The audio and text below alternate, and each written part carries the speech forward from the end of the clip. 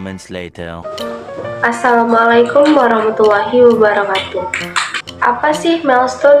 Milestone adalah pencapaian atau peristiwa signifikan yang terjadi di dalam kehidupan seseorang. Dapat dikatakan pula bahwa milestone adalah tujuan-tujuan jangka menengah sebelum mencapai tujuan jangka panjang yang hendak dicapai. Jadi, contoh milestone itu dapat kita lihat di dalam kehidupan kita sehari-hari. Contohnya, ketika seseorang memulai hari pertama sekolah, lulus sekolah, bekerja, menikah, memiliki anak, dan lain sebagainya. Berbagai pencapaian itu dapat disebut menjadi momen penting dalam rangka meraih kehidupan jangka panjang yang lebih baik. Sebelum membahas mengenai milestone perkembangan nilai moral dan agama anak, kita harus mengetahui dulu apa sih moral dan agama itu. Moral artinya ajaran tentang baik buruk yang diterima oleh anak, baik itu mengenai perbuatan, sikap, kewajiban, akhlak dan budi pekerti dan juga asusila. Agama artinya segenap kepercayaan kepada Tuhan serta dengan ajaran kebaktian dan kewajiban-kewajiban yang bertalian dengan kepercayaan dan juga nilai-nilai positif yang bermanfaat dalam kehidupan bermasyarakat. Hal ini menyebabkan bahwa perlu mengajarkan anak terkait nilai moral dan agama. Nilai moral dan agama yang harus ditanamkan kepada anak usia dini yaitu yang pertama, menanamkan anak-anak agar menyembah Allah dan berbakti kepada kedua orang tua. Yang kedua, mengajak anak untuk melakukan salat atau ibadah sejak usia dini dan membiasakan anak untuk berbuat baik. Yang ketiga, membiasakan anak untuk saling tolong-menolong, misalnya menjenguk teman yang sedang sakit. Yang keempat, menanamkan nilai sosial kepada anak agar anak gemar bersedekah. Yang kelima, mengajarkan anak agar mereka bersikap lemah lembut. Yang keenam, membiasakan anak untuk tidak berdusta. Dan yang ketujuh, mengajarkan anak supaya tidak suka marah. Dan yang kedelapan, mendidik anak dari segi moral dan budi pekerti. Saya akan menjelaskan tentang pengembangan nilai-nilai moral dan agama anak dapat dikembangkan ke dalam beberapa metode. Ada nilai-nilai agama moral yang dapat dikembangkan ke anak usia dini ke dalam beberapa metode, yaitu yang pertama metode bernyanyi. Misalnya kita ajarkan kepada anak usia dini mendengarkan, misalnya dalam bernyanyi itu ada nilai-nilai agamanya. Misalnya di dalam bernyanyi itu misalnya ada tertulis ayat-ayat kursi, misalnya ayat-ayat kursi. Misalnya lagi kalau misalnya Nasrani dia ada ayat-ayat rohani. Kita berikan kepada anak usia dini seperti itu. Itu juga termasuk ke dalam nilai moral agama anak. Yang pertama, terus metode bercerita. Misalnya kita bercerita kepada anak usia dini tentang yang berkaitan dengan nilai agama itu, misalnya seperti ini. Bercerita tentang ada seekor harimau, seekor burung merak, seekor kambing. Di antara tiga ini memiliki sifat yang berbeda. Harimau memiliki sifat pemarah, kambing memiliki sifat melawan, burung merak memiliki sifat sombong karena dengan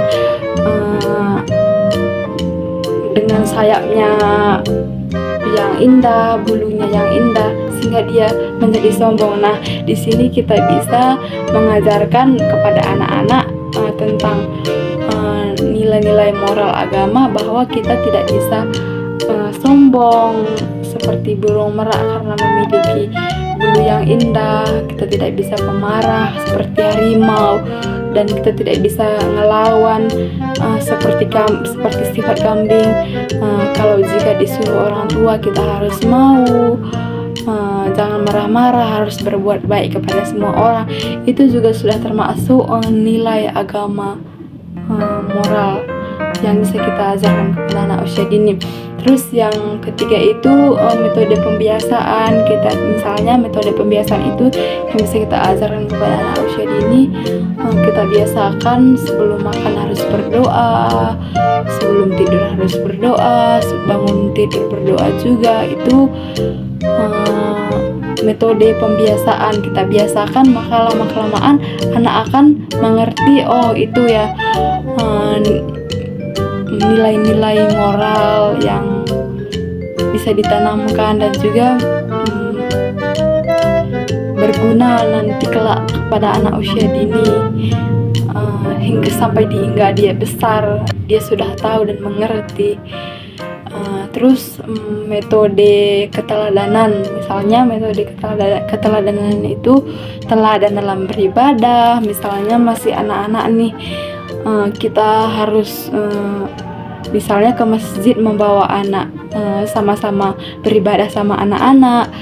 Misalnya kalau Nasrani tadi sama-sama ke gereja sama anak-anak walaupun umurnya masih kecil, itu kita ajak, kita bawa anak-anak kita misalnya ke masjid mendengarkan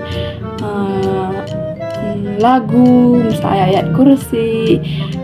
Misalnya Nasrani mendengarkan lagu-lagu rohani, itu juga termasuk keteladanan, metode keteladanan yang kepada anak.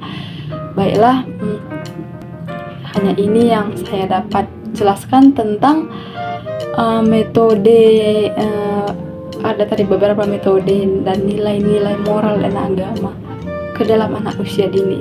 Terima kasih.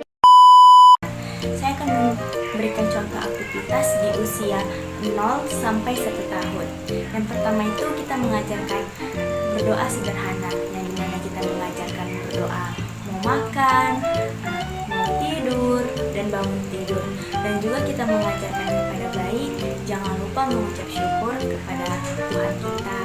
Dan yang kedua itu kita mengajarkan sopan santun, yang dimana semisalnya kita mengajarkan anak bayi itu mengatakan maaf apabila dia melakukan kesalahan, dan berterima kasih apabila ada yang menolong, dan juga kata tolong, yang dimana saat anak bayi sedang membutuhkan pertolongan, dia harus mengucapkan tolong dong gitu. Nah, apabila misalnya bayi tersebut sudah melakukan itu, kita harus memuji atau bilang gini kepada bayi, bagus kamu sudah melakukan itu, benar, kita harus memuji dia gitu. Dan yang ketiga itu kita mengajarkan sikap peduli terhadap orang lain, yang dimana contohnya itu seperti berbagi mainan, berbagi makanan. Jadi kita juga bisa bilang kamu harus berbagi mainan agar kamu bisa bermain bareng dengan teman kamu. Dan apabila anak itu sudah melakukan berbagi mainan kepada temannya, kita juga harus ngomong kepada bayi tersebut, bilang bagus kamu sudah melakukan itu. Nah gitu dong, kita harus saling berbagi gitu. Dan yang keempat itu kita menciptakan lingkungan yang beragama, yang dimana yang pertama itu kita membawa bayi ke rumah ibadah kita, misalnya di gereja, di masjid, di mana tempat ibadah yang kita lakukan gitu kan. Dan yang kedua itu menerapkan kata-kata yang sopan. Dan yang ketiga itu kita harus memasang foto kepercayaan kita, misalnya foto-foto ada Nabi, Tuhan kita, serta kita harus mengajarkan inilah Tuhan kita, inilah Nabi kita gitu. Dan yang keempat itu mengajarkan lagu-lagu kepercayaan kita, lagu religi. Itu juga penting karena kita harus menerapkan perilaku yang baik juga gitu, perilaku yang baik agar anak kita dapat mencontohkan. Contoh aktivitas nilai agama dan moral pada anak usia 1 sampai 2 tahun. di usia mereka tuh mereka sudah memiliki rasa ingin tahu yang tinggi dan juga ingin mencoba hal-hal yang baru. Kita sebagai orang tua atau pengasuhnya dapat mengenalkan kepada mereka beberapa pendidikan atau kegiatan aktivitas yang mengandung nilai agama dan moral dengan cara yang menarik atau juga yang menyenangkan gitu, yang pastinya nggak bikin si anak itu bosan gitu.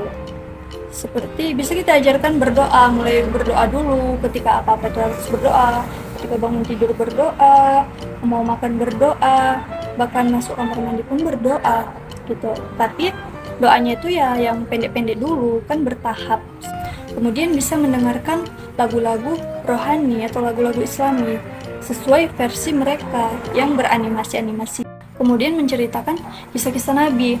Di usia mereka tuh kan ingatannya masih kuat tuh ya, jadi di kisah-kisah Nabi tuh kan ada yang baik ada yang buruk, jadi nanti kan kebawa tuh sampai dewasa kalau memang menceritakannya yang betul-betul yang bisa berpengaruh dalam hidupnya gitu loh. Terus bisa juga membiasakan hal-hal yang baik. Seperti ketika kita memasuki rumah, kita membiasakan di hadapan anak itu mengucapkan Assalamualaikum, seperti itu. Ketika kita baru bertemu dengan anak kita atau ia bertemu dengan anak kita ketika kita harus dari luar, kita wajib menyalam dia gitu, supaya dia terbiasa untuk melakukan itu ketika bertemu dengan orang yang lebih dewasa darinya untuk menyalam dia. Ketika si anak membutuhkan kita ajarkan untuk membiasakan mengucapkan minta tolong seperti itu. Dan ketika kita minta tolong terhadap sekitar dan si anak ada di depan kita tuh wajib mengucapkan terima kasih biar dia tuh terbiasa mendengarkannya. Terus kita melakukan kesalahan terhadap anak, misalnya tidak sesuai dengan yang dimaukan anak, atau dia juga sedang melihat kita lagi ribut atau apa gitu, terus akhirnya baikan, kita wajib mengucapkan tuh maaf gitu, seperti itu. Biar dia juga terbiasa, oh kalau setelah habis cekcok begini kita tuh wajib minta maaf gitu. Kemudian mencontohkan hal-hal yang baik. Ketika kita berkomunikasi di hadapan si anak, kita menggunakan bahasa yang sopan seperti itu, supaya si anak itu tidak mendengarkan bahasa-bahasa yang tidak sewajarnya.